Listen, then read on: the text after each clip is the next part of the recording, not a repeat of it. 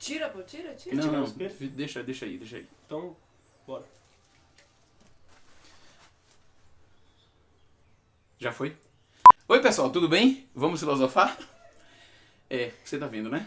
Pois é, a vida é assim mesmo. Bom, eu gostaria de, nesse vídeo, sugerir duas leituras impressionantes. Eu vou contar pra vocês. Durante a leitura desses livros, eu parava, e eu lembro de uma coisa. Há muitos anos atrás, eu li João Cabral de Melo Neto. E num de seus poemas, ele fala justamente sobre como o sertanejo, ao falar, ele demora porque ele fica saboreando as palavras como se fosse um confeito. Bom, eu sou de Pernambuco e bombom, bala, a gente chama confeito mesmo. E o que acontece? Esses livros eu li saboreando cada página, cada argumento, cada ideia, como se fossem confeitos, como se fossem bombons, como se fossem balas. A gente precisa dar um tempo diferenciado para a leitura. Há leituras que você vai fazer muito rapidamente. Há leituras que vai exigir um tempo maior, porque exige também um mergulho mais profundo.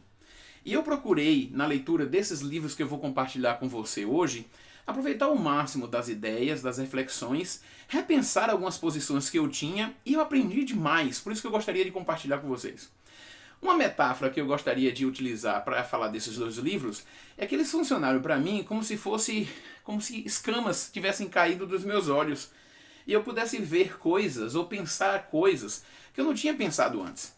Bom, são dois italianos, tem a única coincidência entre os dois, mas um é um amigo meu, então eu estou muito feliz em compartilhar o livro de um amigo meu, e o outro eu não conheci, mas eu estou conhecendo a partir do livro dele. O primeiro italiano que eu gostaria de mostrar para você é Primo Levi. No livro É Isto um Homem? O que Primo Levi faz?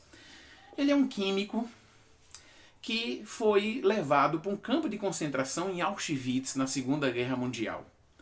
Ele passou quase 2 anos nesse campo de concentração, um campo de concentração terrível, uma situação devastadora, uma situação limite.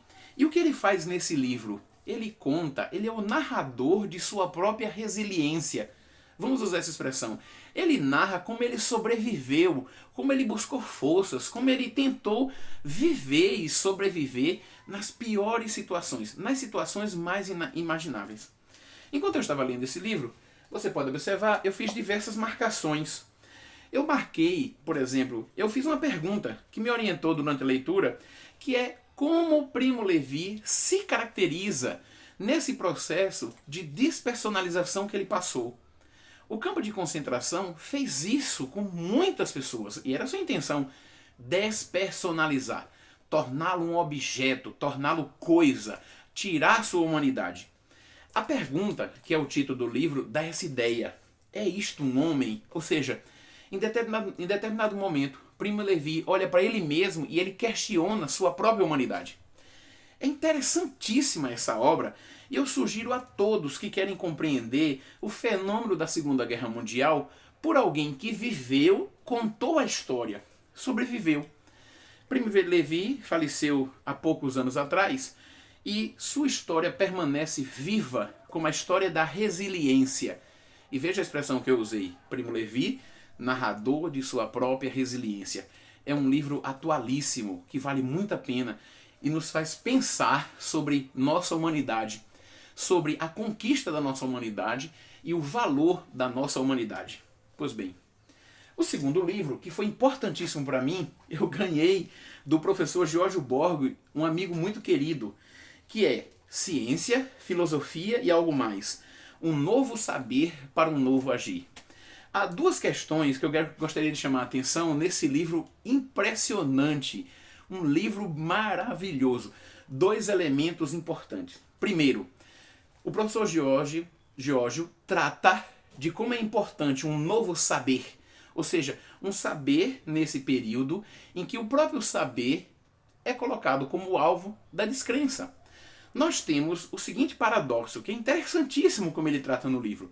No momento em que nós mais precisamos de razão, é justamente o momento que nós mais desconfiamos da razão. Então esse livro, que nós poderíamos chamar um elogio da razão, nos ajuda a pensar uma boa razão para uma boa ação. É interessante que ele liga isso, que é um tema clássico da filosofia, ligar o saber ao agir, o conhecimento à ética. Esses dois elementos juntos, a filosofia chama de sabedoria. É impressionante esse livro. Um segundo elemento, para encerrar, é que esse livro coloca a filosofia, justamente a filosofia pré-socrática. Impressionante esse capítulo sobre a filosofia pré-socrática, em que ele coloca a filosofia como uma forma de interpretação. Ou seja, a filosofia não é uma ciência que dá uma resposta sobre um dado da realidade e pronto. A filosofia é interpretação no sentido que ela continua continuamente se questionando e reformulando suas próprias bases.